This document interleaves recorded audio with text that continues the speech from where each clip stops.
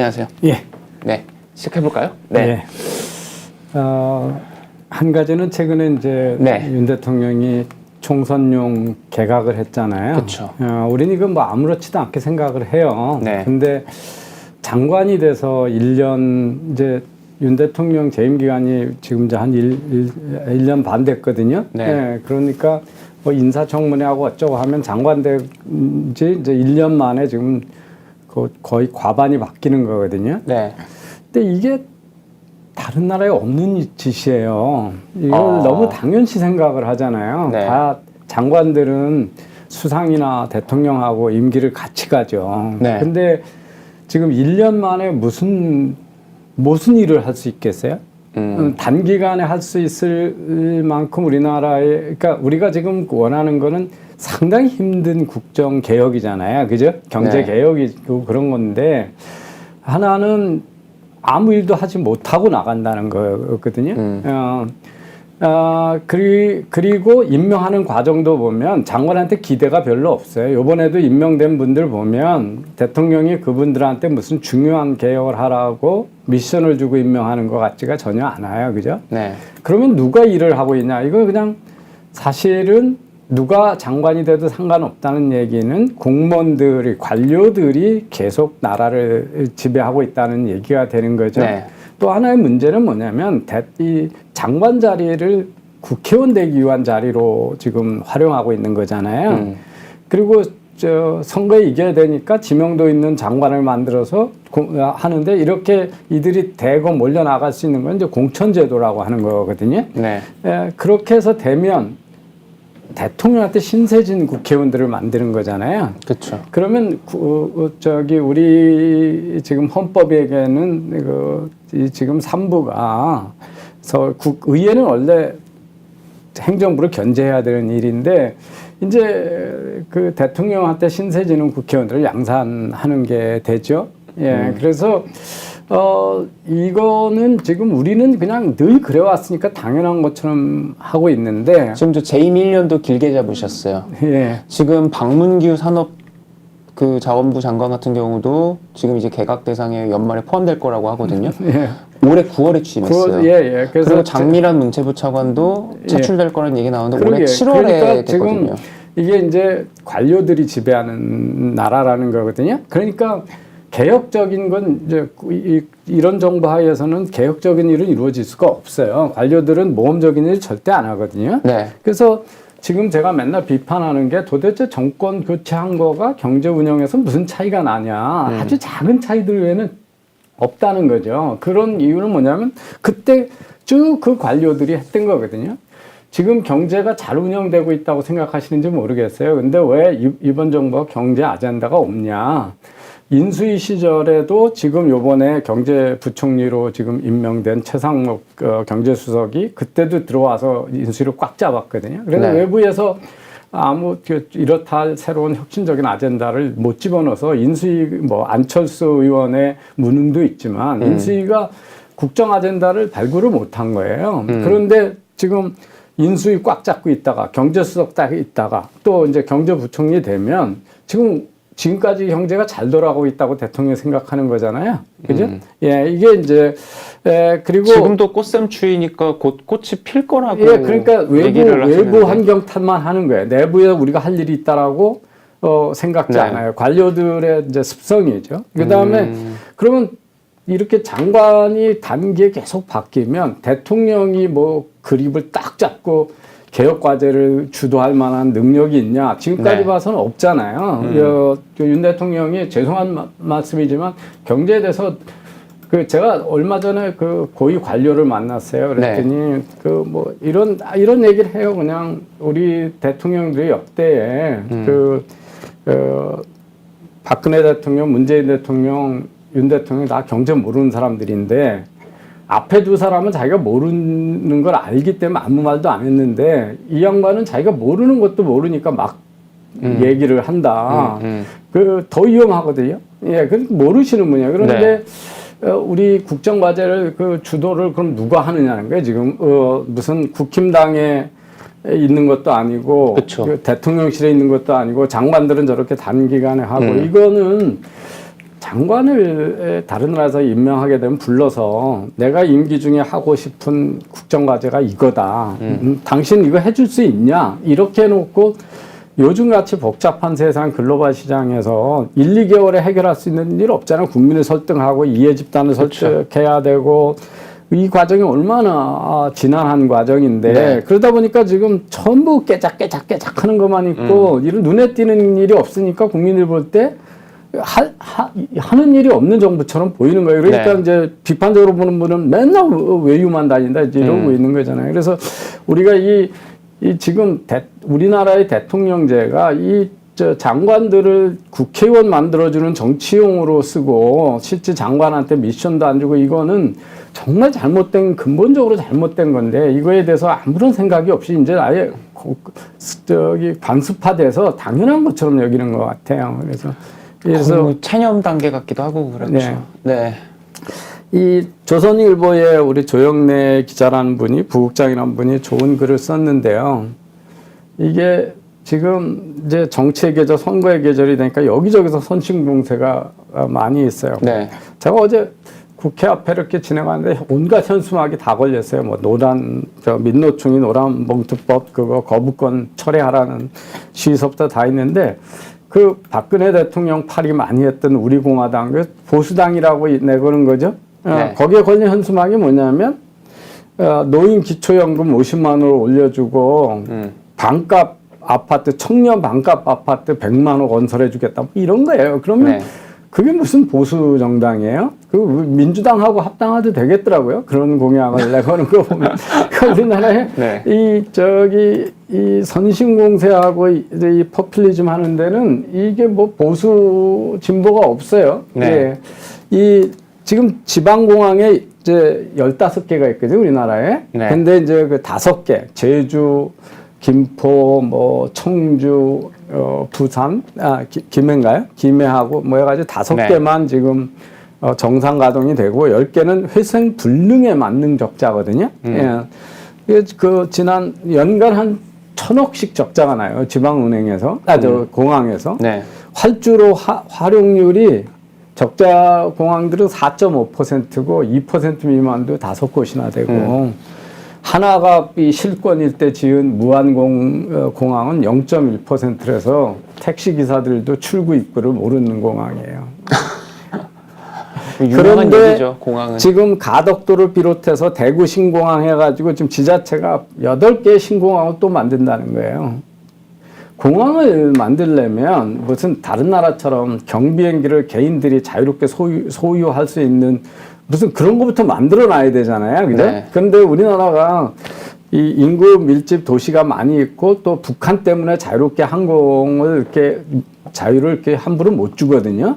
그래서 수요도 없는데 저를 해서 수천억, 지금 건설 예고되는 것만 20조가 넘어요. 이런 거고요. 네. 혁신도시라고 만들어가지고 다 선심 쓰듯이 이게 다 정치용으로 만든 거잖아요. 그죠? 기업들은 자기가 입지가 좋은데 가지 말라고 그래도 그 입지 좋은 데로 가거든요. 네. 근데 혁신도시 만들어낸다고 뭐 오는 것도 아니고 그러다 보니까 공기업 나눠줬거든요. 근데 한번 보세요. 에너지 공기업을 어떻게 나눴나. 한전하고 전력그래서는 나주, 전기안전공사는 충북 괴산, 가스공사는 대구, 석유공사는 울산. 이게 유산 에너지 공기업을요 전국에다 다 흩어놓는 거예요.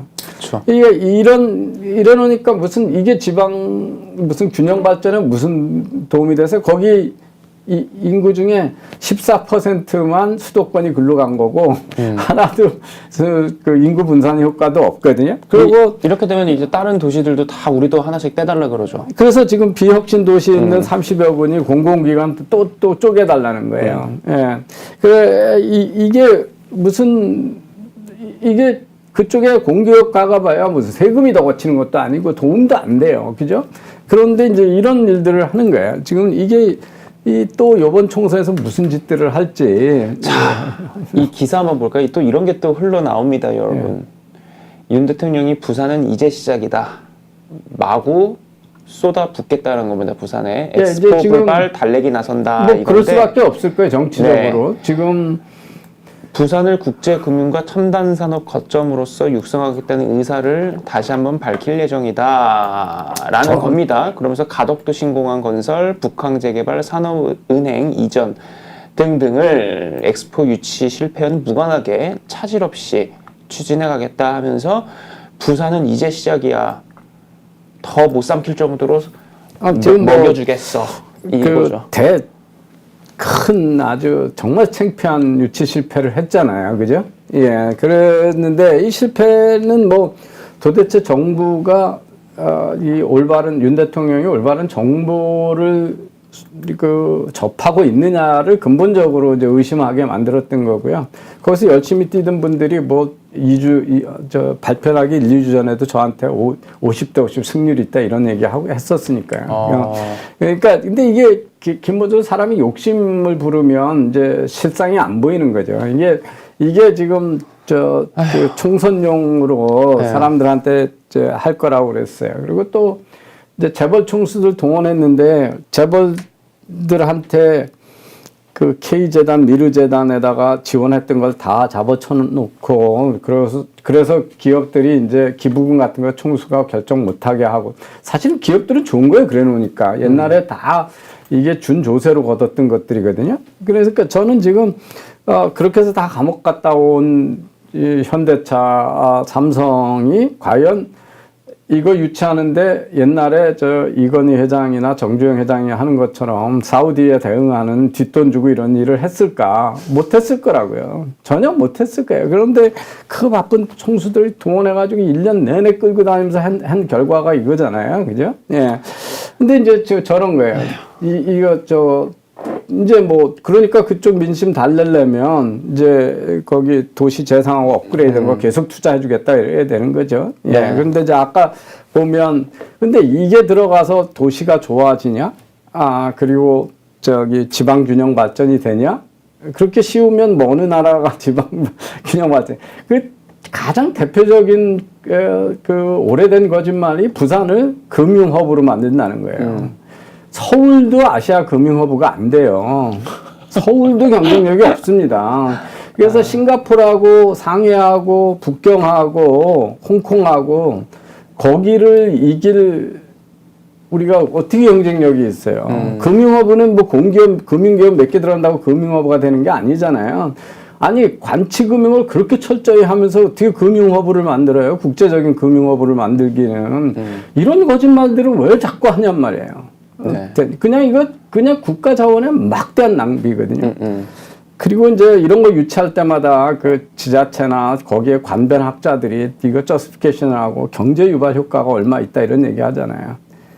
그 경제 유발 효과라는 말처럼 사기적인 개념이 없어요. 돈 부어넣어서 경제가 살아나면 그러면 뭐 지금 왜 우리가 팬데믹 때 돈 막 풀어놓고 지금 이 고생을 해요? 네. 예, 그거 아니잖아요. 그게 케인지안 주장이잖아요. 돈 집어넣는 경제. 그러니까 안 되는 일인데 지금 이렇게 얘기를 하는 겁니다. 그래서 저건이야말로 이제 정치적인 욕심이 불렀던 참하고 그걸 이제 무마하려니까 이제 더 무리수를 둬야 되는 거죠. 예. 저는 이제 이건 뭐 경제 얘기는 아닌데요. 저는 이 자승 스님이 얼마나 훌륭한 일을 하셨는지 잘 몰라요. 저는 관심이 종교에 없는데, 근데 조선일보가 이걸 보도하면서 저는 우리 사회가 그리고 여기 이분한테 뭐 온갖 정치 지도자 대통령 부부까지 가서 문상을 하고 최고 훈장인 국민훈장 무궁화장을 받았다 그러는데 OECD 자살률 1위라고 그렇게 맨날 얘기하면서 자살만 하면 다 이렇게 미화하는 출세하면 자살도 다 미화가 되는 이 사회의 모습이 조선일보 보도 좀 보세요. 지난달 29일 경기도 안성 칠장사의 화재 현장에서 입적한 자승 전 대한불 이분이 화재 현장에서 그냥 무슨 화재의 피해자예요? 본인이 화재 불 지른 거잖아요. 방화범위에다가 자살하신 분이에요. 방화범에 자살한 사람이라고요. 그런데 무슨 국민훈장을 주고 어떻게 조선일보가 이렇게 써요? 화재 현장에서 입적한.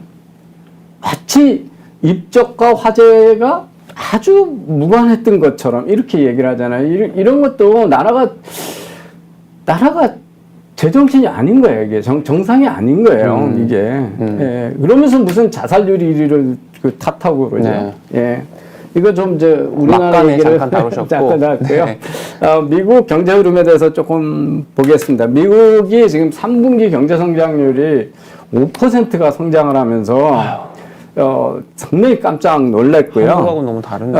그러면서 물가는 내려갔기 때문에 이제 그 금리 인상이 끝난 게 아니라 인하로 갈 수밖에 없다 뭐 이제 이런 얘기를 합니다. 근데 이제 이 5.2%가 경제 성장을 3분기에 했는데요. 2.44%가 개인 소비예요. 네. 그 다음에 1.82%가 기업 투자입니다. 그리고 이제 정부 지출이 기여한 게 0.94%거든요. 그러니까 민간 부분에 개인의 소비하고 정부 기업들의 투자가 경제 성장을 이끌고 있기 때문에 상당히 견실한 성장을 하고 있는 거죠. 예. 바이든이 지금 애가 타는데, 네. 실업률로 보면 거의 뭐 몇십 년 최저 수준이고요. 이 팬데믹 때 14% 네. 올라갔던 게 지금 3.9% 약간 올라갔지만, 뭐 거의 야. 완전 고용에 가까웠잖아요. 네네. 그럼에도 불구하고 인기가 전혀 없어요. 예. 그 이유는 이제 이 파란 게 시간당 임금 네. 상승률이고요. 흐릿한 색깔이 금색이 소비자 물가 지수거든요. 네. 근데 이쪽은 지금 이제 트럼프 때고 네. 이쪽이 바이든 때잖아요. 그러니까 트럼프 때는 임금이 물가보다 훨씬 높이 올랐고 지금은 물가가 임금보다 높이 오르기 때문에 그래서 이 바이든은 국민들이 이걸 봐주길 바라는데 네. 국민들은 당장 체감되는 건 바로 이거죠. 네. 내가 벌어본 돈 월급은 쥐꼬리만큼 올랐는데 네. 물가는 임대료나 뭐 물가는 생활 물가는 많이 올랐다 이런 거고요. 이 전체적으로 지금 물가가 이렇게 내려가고 네. 있습니다. 그래서 피크를 쳤다가 지금 2023년에 상당히 견고하게 내려가고 네. 있거든요. 근데 이제 청색이 이게 내구재입니다. 이제 네. 공산품이죠. 오래 쓰는 거. 가전제품, 뭐 스마트폰, 침대, 뭐 이런 겁니다. 네. 그 다음에 이제 요게 까만색이 개인 생활 물가입니다. 네. 소비자의 생활 물가거든요.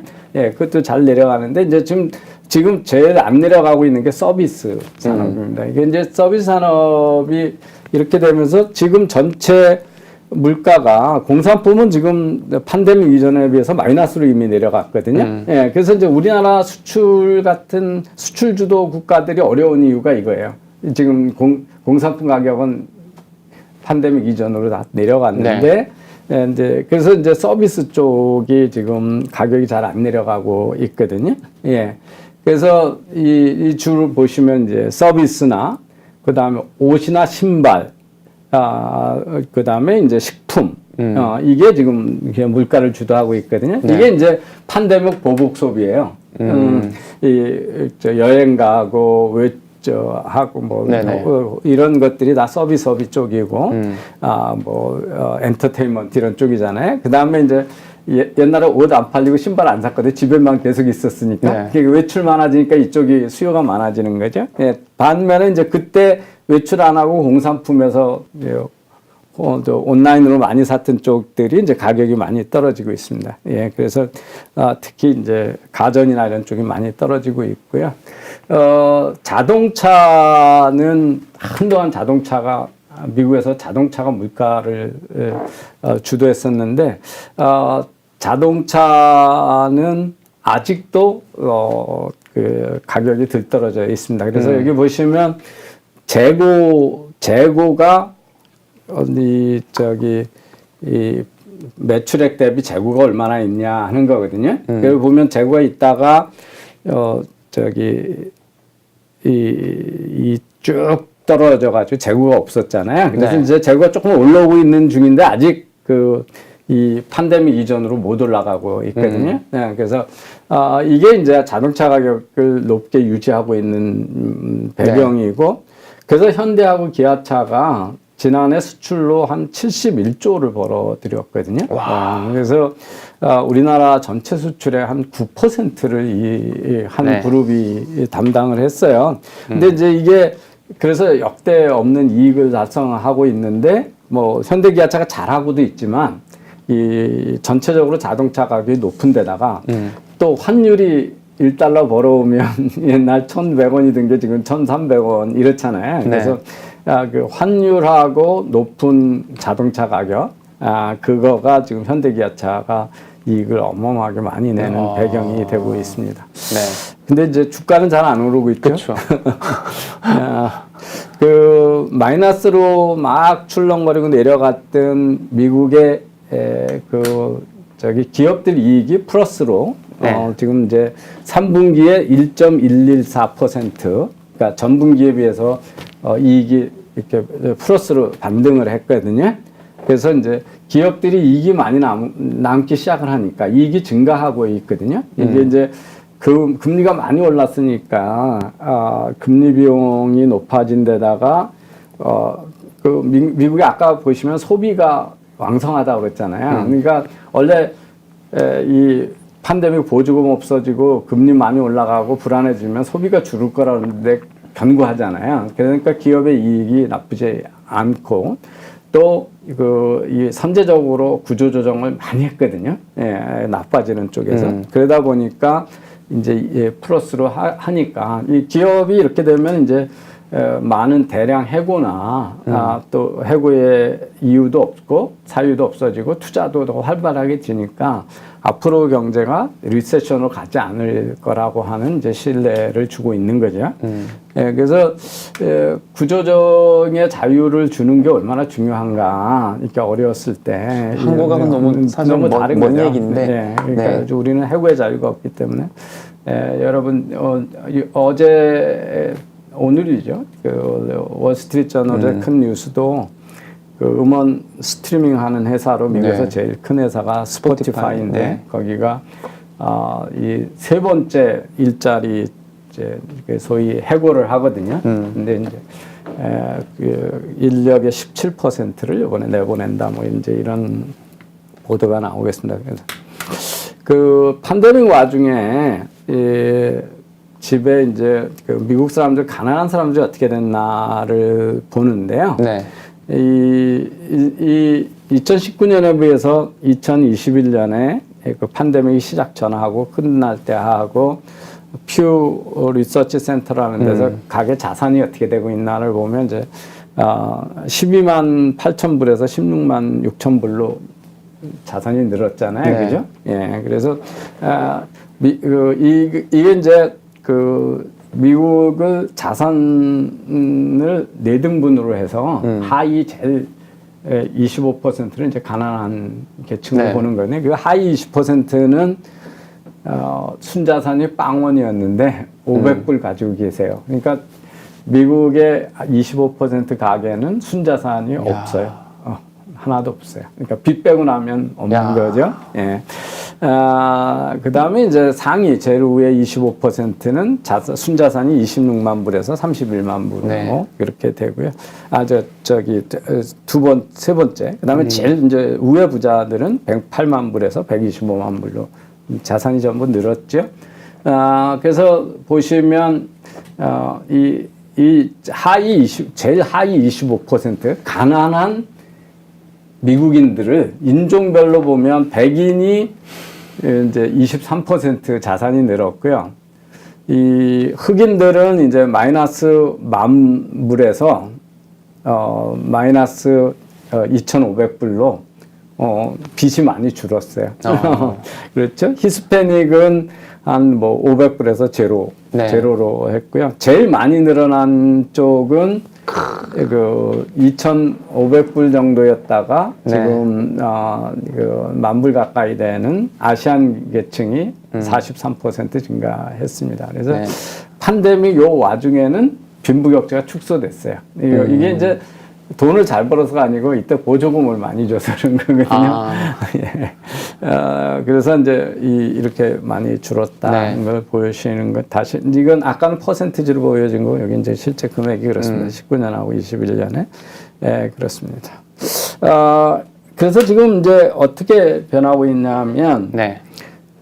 미국의 불경기 가능성이 있고 그런 데다가 금리가 막 올라가니까 채권은 가격이 떨어지고 네. 주식은 불안해 보이고 그러면서 달러 수요가 늘어났었거든요. 그러니까 다들 달러를 가지고 있는 거예요. 그래서 여러분 최근에 워린 버펫의 오른팔이었던 찰리 먼거가 자꾸 했잖아요. 네. 근데 지금 워린 버펫의 버크셔 해더와이가 가지고 있는 현금 자산, 그냥 현금으로 투자 못하고 가지고 있는 돈이 우리 돈으로 한 150조 정도 가지고 있거든요. 한 네. 회사가. 네. 예, 근데 이제 투자 대상이 없는 거예요. 주식은 불안하고 채권 값은 자꾸 채권 수익률은 떨어지고 채권 값은 떨어지고 그러니까 이제 달러를 가지고 있고 전부 달러가 움켜쥐고 있고 미국 경제가 또 그런 데다 좋으니까. 그래서 그 현상 때문에 이제 우리 원화 같은 게 다 약세였잖아요. 그죠? 근데 이제 갑자기 이제 금리가 인하될 거다. 그렇게 되는 거예요. 그러니까 달러보다는 지금 어떠냐면 금리가 인하되니까 현금 가지고 있는 것보다 지금 치솟고 네. 있는 게 뭐냐면 금이에요. 그러니까 금리가 낮아지면 채권의 수익률이 낮아지면 이제 현금은 은행에 갖다 넣어도 이자가 좀 낮아질 거 아니에요. 그러니까 이 금 쪽에다가 분산 투자를 하면서 지금 금값이 급등을 하고 있고요. 이 주식은 지금 그게 금년 들어서 선반영이 된 거냐 안 되는 것 때문에 아직 판단들 못하고 그냥 소문에 따라서 뭐 네. 정부 정책 왔다 갔다 하거든요. 그러면서 지금 비트코인하고 금값이 폭등을 하고 있습니다. 그래서 여러분 비트코인 어떻게 생각하시는지 모르겠는데 제가 이 강의에서 여기서도 몇 번 얘기했는데요. 네. 1월 1일 날 우리 비트코인 가격 우리 돈으로 2,700만 원이었거든요. 지금 5천만 원 넘었죠? 5,700만 원입니다. 5,700만 원. 그러니까 폭등이네. 1월 1일에 투자하셨으면 지금 100%, 150% 수익률이 되는 거죠. 비트코인이 올라가는 데는 지금 원화 달러가 약세로 갈지도 모른다라고 하는 거에다가 금리가 인하된다는 것도 있고요. 또 하나는 이제 미국의 규제기관이 드디어 이제 자산운용사들의 비트코인 암호화폐 ETF 펀드를 네. 허용한다, 이제 할 거다라고 하는 기대가 지금 반영이 되어 있습니다. 그래서 그렇고요. 여러분 주위에 엔화 싸가지고 엔화 투자하신 분들 계속 엔화가 점점 약세돼가지고 그렇죠. 속상했잖아요. 지금 이제 한 일주일째 오르고 있거든요. 그래서 지금 보면 일주일 전에 비하면 많이 오른 거로 돼 있어요. 그런데 사실은 주식도 바닥에 산다는 게 불가능하잖아요. 이렇게 반등됐을 때 네. 들어가면 되잖아요. 만약에 여윳돈이 있다 그러면 엔화는 지금 아마 사두실 때가 된 것 같아요. 지금 반등 추세가 하루 이틀이 아니고 지금 이렇게 견고하게 지금 네. 오르고 있습니다. 지난 시간에 이제 슈링크플레이션에 대해서 네, 다뤘었죠. 네, 네. 기만이다, 국민의 아주 일종의 기만적 행위다, 사기다 이렇게 하면서 정부 부처가 다 나서가지고 얘기를 했는데요. 이게 이제 미국에서도 전 세계가 다 똑같죠. 예, 인건비 올라가고 지금 다 올라가니까 기업들이 해야 되는 거 이거 뭐가 다른지 아시겠어요?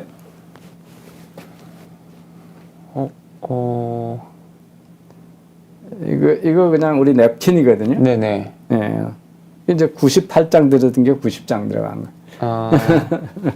그다음에 여기 이제 용량 차이가 30온즈 하던 건 22.5온즈 하고 저 1파운드 4온즈 하던 건 1파운드 2.71온즈로 오레오 쿠키 양을 줄인 거죠. 조금씩 줄였네요. 다 줄인 거죠. 이게 이제 슈링크플레이션이죠. 이게 모든 나라에서 일어나는 일이거든요. 네. 당연히 소비자 보호 단체에서는 욕들 해요. 그렇지만 정부 부서가 나서 이거 기만행위다 이렇게 얘기를 하지 않아요. 왜 여기 다 써여 있잖아요. 네네. 예, 예. 자세히 안 보지만. 근데 이제 입소스 컨슈머 트래커라고 하는 연구소가 미국 사람들한테 이제 물어봐요. 너 최근에 이 슈링크플레이션을 경험한 적이 있냐? 그러면 83%가 자기 샀는데 옛날보다 조금씩 들어있는 걸 경험했다고 그러고 13%는 아니라고 그러고 4%는 모른다고 그러거든요. 그러니까 미국 사람은 뭐 80%가 지금 슈링크플레이션이 일어나고 있다고 얘기를 네. 하죠. 그럼 이거에 대해서 당신이 사기당한 것 같으냐? 기업들이 나를 지금 테이크 어드밴티지 하느냐? 나를 이용해 먹고 착취하는 거냐? 뭐 이렇게 얘기하면 거의 80%가 그렇다. 비슷하게 대답을 네. 하죠. 근데 이게 기업이 이게 의미가 있는 설문일까요? 기업이 소비자들이 양을 줄이고 소문이 나면 싫어한다는 걸 모를까요? 알고도 하는 거니까. 알고 하는 네. 거죠. 근데 이래서 이걸 진짜 의미 있게 물어보려면 이런 거예요. 야, 원가가 10% 올렸는데 옛날 양 그대로 두고 판매 가격 10% 올리는 게 좋아. 우리가 양을 좀 줄이고 그 양을 한 5% 네. 뭐 아까 보면 한 2, 3% 줄이잖아요. 표시 안 나게. 네. 와, 표시 나면 2병 사야 되니까 그건 뭐 당연히 소비자들이 안 사겠죠. 그래서 조금 줄이는 게 그 포장 함량을 한 5% 줄이는 거 어떻게 생각하냐. 그렇게 물어봐야 되죠. 왜냐하면 원가가 올랐으니까 기업은 가격 올렸잖아요, 그죠? 네. 근데 이 두 가지 중에 어느 걸 선택할래라고 물어봐야 그게 이제 소비자한테 의미가 있는 거지. 아니 당연히 물가 올리는데 좋다는 소비자가 어디 있어요? 그렇죠. 근데 우리나라의 그 시민단체들이 막 이런 아까 저거와 같은 설문조사를 해요. 제가 단통법이나 통신 가격 규제 이런 거 반대하는 토론에 가면 그 무슨 요새 뭐 윤석열 대통령 탄핵한다고 앞에 나서가지고 막 열심히 또 방송들이 모시는 분이 있죠. 안진걸 민생경제연구소장이란 이런 분이 뭐 제가 반대하면 서민들이 자기네가 조사해봤더니 통신비 때문에 고통받는 데는 소비자가 90%라는 거예요. 과연 의미가 있는 그 무슨 의미가 있어요, 그죠? 여론조사, 의견조사냐. 근데 고통받는데 왜 네. 써요? 그게 이익이 되니까 쓰는 거죠, 그죠?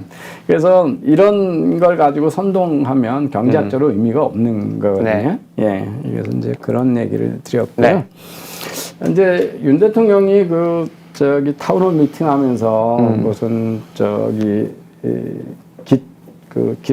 기초 생활비 보조받는 분이 네. 임자 잘 안 된다 그러고 중소기업이 신제품 개발하려고 그러는데 뭐 그렇게 은행들이 가져오라는 네. 게 많다고 막 이러잖아요. 그래서 이제 과연 우리나라 금융회사가 우리나라의 중소기업이 융자를 못 받는 나라인가, 네. 기업들이 갑질하는 나라인가 이렇게 한번 보시면요. 미국의 그 금융위기 이후에 미국의 가게들이 어떻게 지금 구조조정을 해왔냐를 보면요. 이게 가처분 소득 대비 가계 부채거든요. 네. 쫙 떨어졌잖아요. 그죠? 그죠? 네네. 소득에 비해서 빚을 줄여가잖아요. 그죠? 네네. 예, 여기서 뜨거운 맛을 봤으니까. 그죠? 이 미국 정부가 재난지원금 줬을 때는 그 재난지원금 때문에 부채비율이 뚝 떨어졌었죠. 이제 다시 지원금 끊기니까 이제 옛날 수준으로 이렇게 왔다가 2023년에 금리가 계속 높으니까 또 줄고 있거든요. 네.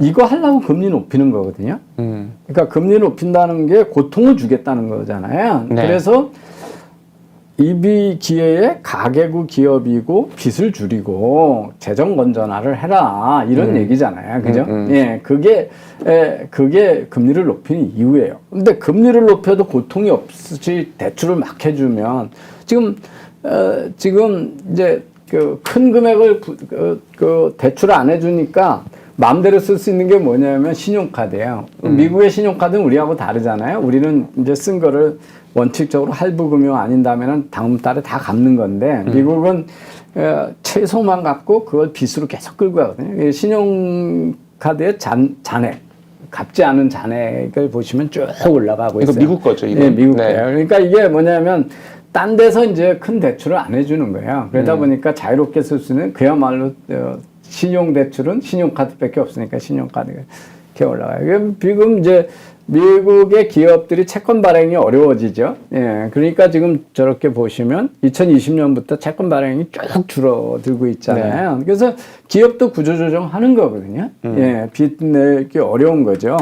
이자율 높으니까 빚 냈다간 나중에 큰일 나잖아요. 근데 이제 우리나라에 지금 은행들이 바보같이 하여튼 홍콩 ELS에다 대거 팔아놓고 지금 소비자 이건 뭐 은행들이 책임질 일은 아닐 거예요. 근데 이제 일부 또 떼쓰면 은행들한테 이제 네. 책임을 묻겠죠. 근데 이게 지금 8조 원 정도 적자를 보고 투자자들이 보일 건데 은행들이 얼마나 이것 때문에 이제 책임을 묻게 될지 모르겠어요. 그리고 보시면 무디스가 최근에 우리나라 부동산에 너무 봐죠. 여기 지금 가계 대출이 잔액이나 신용잔액, 가계대출이 계속 늘고 있어요. 그러니까 이게 금리를 올렸는데 가계대출이 올라가고 있다는 거는 지금 우리가 고금리가 정책이 워킹 안 하고 있다는 거거든요.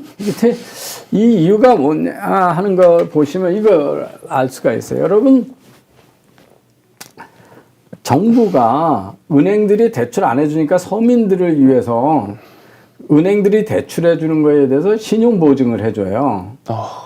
그런데 지금 보시면 금년에서 10월 달까지 이미 서민들이라고 하는 분들이 돈을 안 갚아가지고 빚을 못 갚아줘가지고 정부가 보증기관이 대신 갚아주는 거거든요. 우리 사회는 이걸 당연하다고 생각하는 것 그렇죠. 같아요. 그래서 네. 대위 면제액이에요. 그게 10조 1천억이 됐어요. 네.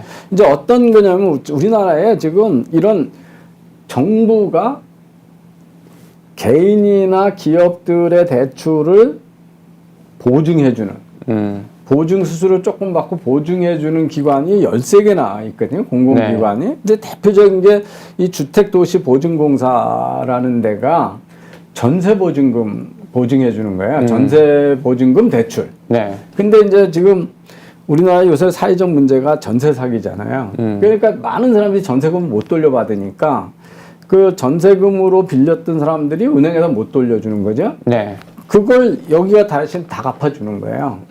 그래서 지금 보시면 이 전세 보증금으로 이 전세 보증금으로 대신 갚아준 돈이 3조 6천억이에요. 금년 10월까지만 해도.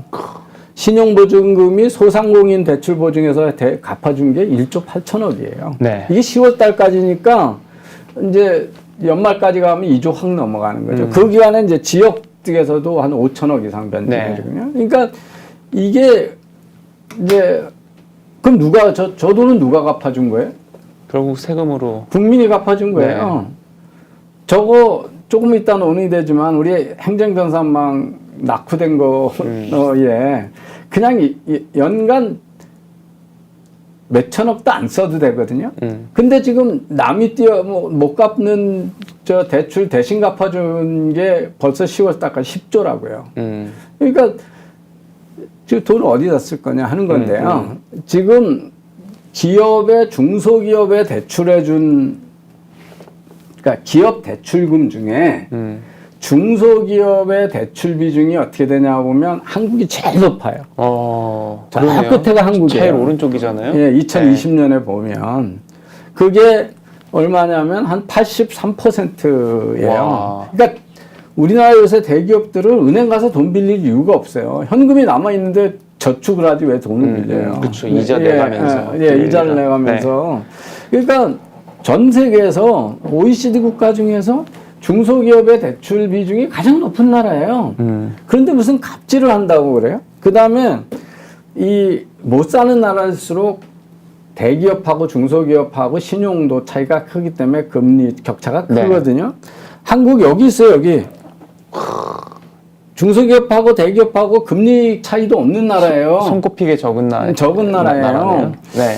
그 다음에 이 대출이 어떻게 되고 있냐? 그러면 이제 다른 나라들 막 주는 나라 있고 그런데 한국이 지금 여기 중간에 여기 있습니다. 대출이 많이 느는 나라예요. 중소기업 대출이 네. 느는 나라죠. 그 중소기업이 대출 신청했다 얼마나 리젝트를 먹냐. 미국은 33% 정도 돼요. 한국은 18% 정도 됩니다. 네. 예, 리젝션 레이시.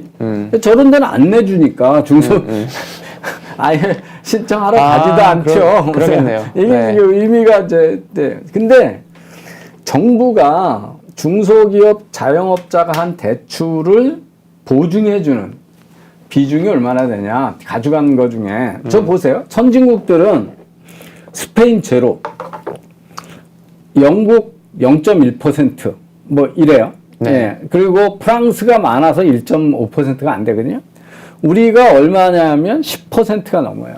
와. 그러니까 선진국들이 중소기업 자영업자라고 해서 정부가 보증해 주는 게 거의 없어요. 선진국은. 이게 네네. 이제 여기 보시면 콜롬비아, 터키, 헝가리, 칠레, 이탈리아, 인도, 인도네시아. 포르투갈 네. 다 후진국 개발도상국이잖아요. 선진국에서 이런 나라가 없어요. 뭐 러시아보다도 우리가 많이 해주니까 네네. 폴란드, 그러네요. 이렇게 카자흐스탄보다도 많이 해줘요.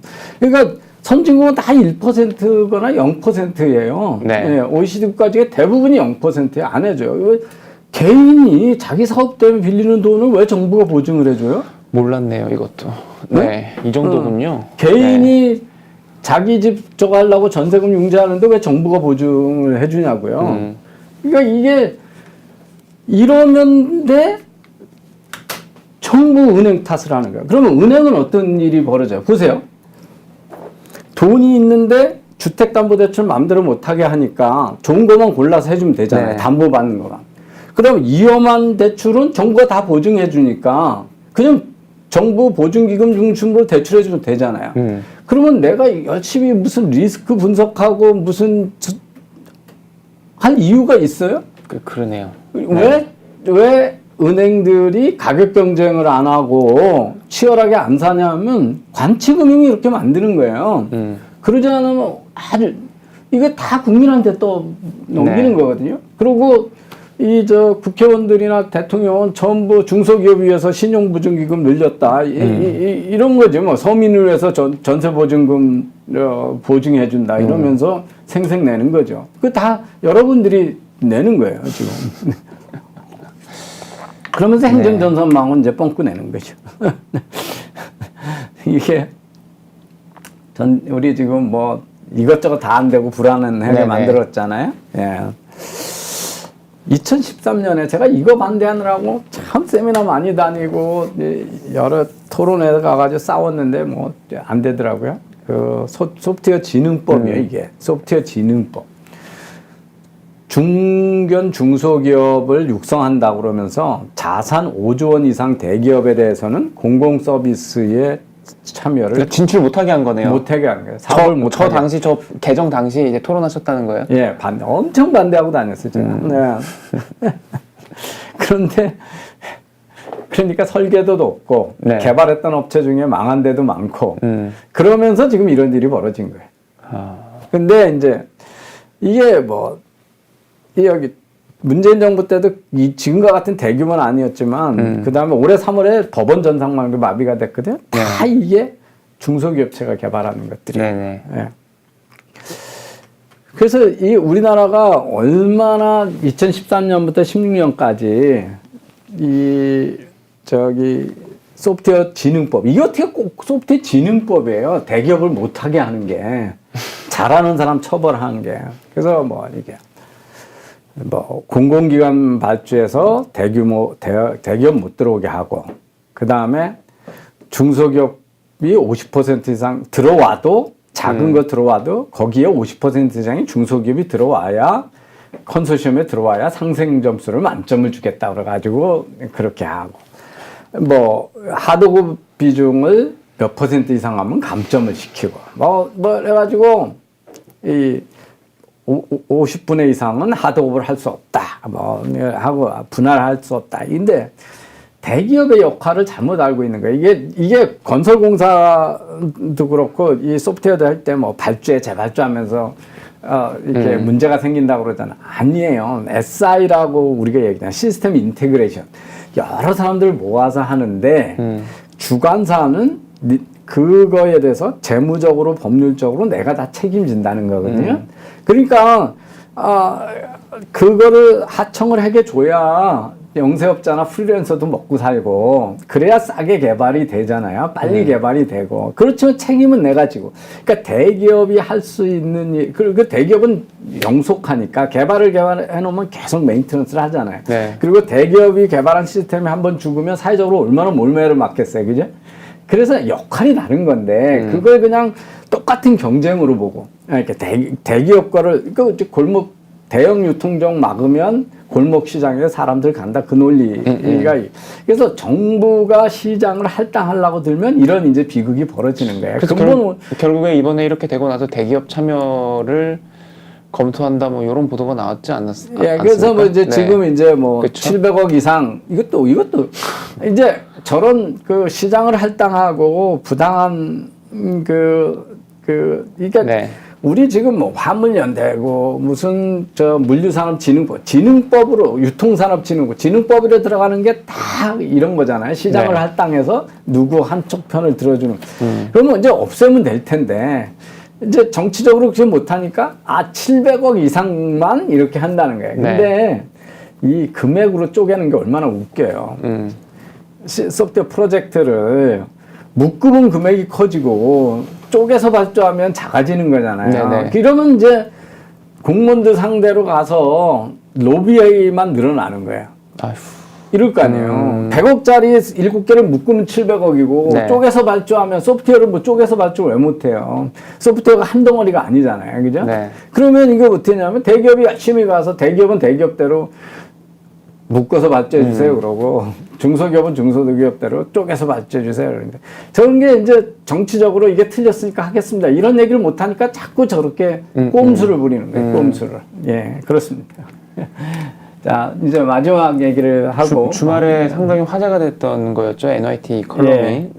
이제 이 200명인데 지금의 0.8 출산율로 가면 이게 이 2012년이니까 한 20년째, 10년 이상째 지금 뉴욕타임즈의 컬럼을 계속 쓰시는 분이거든요. 이분이. 근데 이제 여기서 이제 이게 지금 출산율 0.8이라는 게 어떤 거냐. 200명이 한 세대 가면 100명이고, 한 세대 더 가면 2세대 만에 25명으로 주는 거예요.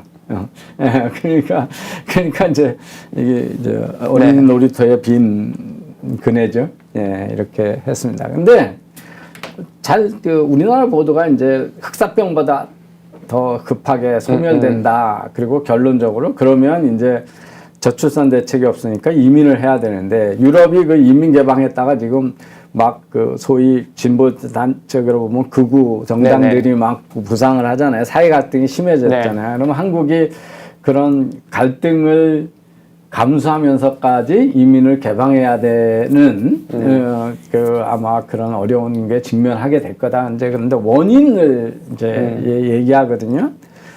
그러니까 제가 이제 돈으로 안 된다라고 얘기할 때 잘하는 사람들이 자기가 행복하게 자라야 자식도 낳고 싶다 그런 얘기를 우리 많이 했잖아요. 첫 번째가 치열한 그 교육 경쟁이에요. 잘할 때 하나도 즐겁지가 않다는 거죠. 아주 유니크하게 브루털하다는 거예요. 아주 잔인할 정도로 학생, 부모, 온 가족이 다 불행한 교육 제도라고 하는 거죠. 예.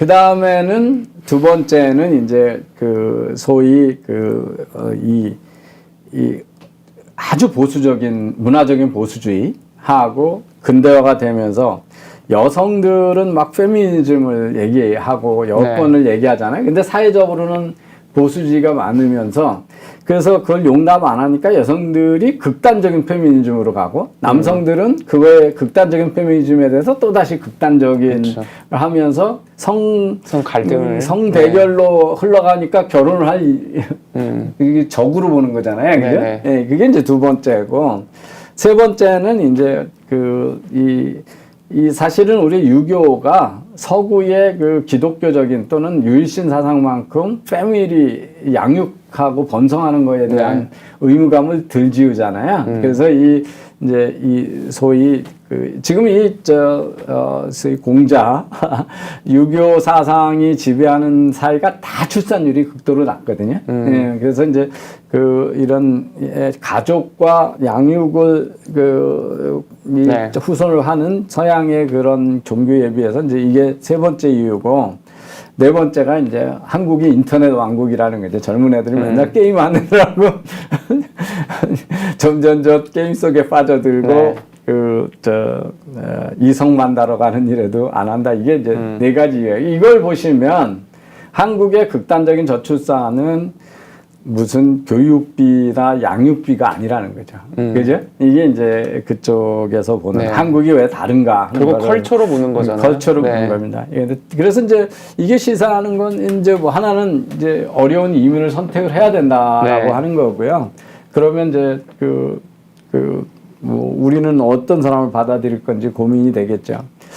그 다음에 이제 과연 윤 정부나 앞으로 정부가 교육개혁을 뭘 할 거냐. 교육개혁이 무슨 스마트폰 주고 이런 게 아니라는 거죠. 교육개혁이 뭐냐면 교육하는 동안 학생들이 즐거운 학교를 만들어줘야 되는 거잖아요. 그죠? 저거 할 수 있냐는 거예요. 저게 진짜 교육개혁의 시사점이죠. 만약에 우리 한국의 소멸을 하려면. 그다음에 이제 하버드의 경제학자가 최근에 이제 좋은 논문을 냈는데 도대체 15세부터 64세까지가 경제활동 인구라고 누가 언제 정한 거냐. 지금 요새 돌아가시는 분 보세요. 예, 키신저 100세에 돌아가셨죠. 찰리 먼고 99세에 돌아가셨죠. 엘레너 카터, 로잔 카터가 96세에 돌아가셨거든요. 다 100세 사시잖아요. 예. 그리고 지난해까지만 해도 찰리 먼거가 이제 최근에도 그랬지만 거기 지금 워린 버핏은 94세거든요. 예. 그래서 거기 14명의 이사 중에 6명이 90대였거든요. 그런 사회인데, 그래서 전 세계에서 남의 돈 다 받아가지고 투자 제일 잘해주는 회사잖아요. 그죠? 예. 찰리 먼거가 버크셔 해더웨이에 합류할 때 1000불을 같이 버크셔 해더웨이 주식을 샀으면, 지금 찰리 먼거가 죽을 때 400만 불이 돼 있거든요. 그거를 S&P 500 저걸 했으면 16만 불밖에 안 돼요. 그렇게 투자자는. 그러니까 도대체 이 정신적으로 육체적으로 건강한 노인들을 왜 활용 안 하고 난리를 치냐. 그래서 과거의 거하고 저출산이 돼도 저출산이 되면 2050년까지 미국의 경제 규모 GDP 성장률이 0.3% 이상 낮아질 거라고. 미국의 인구가 좀 늦게 줄어들음에도 불구하고 0.3% 낮아진다고 돼 있는데, 건강한 노인들을 다 일하게 하면 그건 0.1%도 안 낮아진다, 이런 게 있거든요. 한국도 지금 제일 이제 축소폭이 클 거로 예상되는 나라가 이제 한국인데요. 그게 이제 우리가 시사하는 점이 큰 거고요. 이분이 제가 쓴 건데 한국 언론은 보도하지 않았다, 이건가요? 이제 아까 뭐 원인에 대해서도 얘기 안 하고 한국사 유일한 것. 또 하나는 이게 뭐냐면, 사실은 60년대 70년대 인구가 계속 폭발할 거라고 다 난리치지 않았냐. 그래서 나는 계속 출산율이 밑으로 계속 떨어질 거라고 하는 그거에 대해서는 동의하지 않는다. 그렇게 하지 않는다. 이거는 마치 미국에서 MEC 종교회 사람들이 애 많이 나니까 22세기 되면 다 MEC로 미국이 뒤덮일 거라고 하는 것처럼, 인간의 어떤 적응, 사회의 다이나믹한 적응을 되게 얕보고 하는 얘기다. 그래서 이제